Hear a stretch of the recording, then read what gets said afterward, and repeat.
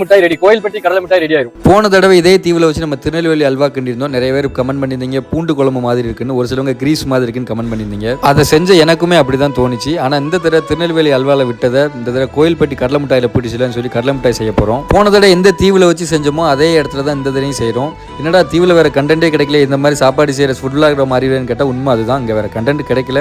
இந்த 4 கிலோமீட்டரில் என்ன கண்டென்ட் கிடைக்குமோ அதை தான் செஞ்சுட்டு இருக்கோம். அதே மாதிரி ஃப்ரீ டைம் கிடைக்கும் போது இந்த மாதிரி அவுட்டோர் சமையல் பண்ணீங்கன்னா வேற லெவல் வைப் கிடைக்கும். உங்களுக்கும் இந்த மாதிரி ஃப்ரீ டைம் கிடைச்சி அப்படின்னா மாசத்துல ஒரு தடவை கண்டிப்பாக அந்த மாதிரி அவுட்டோர் சமையல் பண்ணுங்க, வேற லெவலான வைப் கிடைக்கும். உங்கள்கிட்ட எக்ஸ்பீரியன்ஸை ஷேர் பண்ணிட்டு இருக்கும்போதே கரெக்டாக நம்ம கடலை மிட்டாய் பதத்துக்கு வந்துட்டு கடலையை போட்டு கிண்ட ஆரம்பிச்சாச்சு. எனக்கு தெரிஞ்சு நம்ம சாப்பிட்றதுலேயே ரொம்ப ஹெல்த்தியானதும் ரொம்ப ஈஸியானதும் ஃபுட்டு அப்படின்னு பார்த்தா அது கடலை மிட்டாய் தான் இருக்கும். ஏன்னா என்னைய மாதிரி சமையல்னா என்னன்னே தெரியாத யாருனாலுமே செய்யலாம். இதை எப்படி நம்ம செஞ்சோம்னு சொல்லி இதோட டீட்டெயில் வீடியோ நம்ம சேனலில் இருக்குது, மறக்காம பாருங்க. அது இல்லாமல் இந்த தீவில் அடுத்து என்ன செய்யலாம்னு சொல்லி மறக்காம கமெண்ட் பாக்ஸில் கமெண்ட் பண்ணுங்க. இந்த கடலை மிட்டாய் எப்படி இருக்குன்னு கமெண்ட் பண்ணுங்க. தேங்க்யூ ஃபார் வாட்சிங்.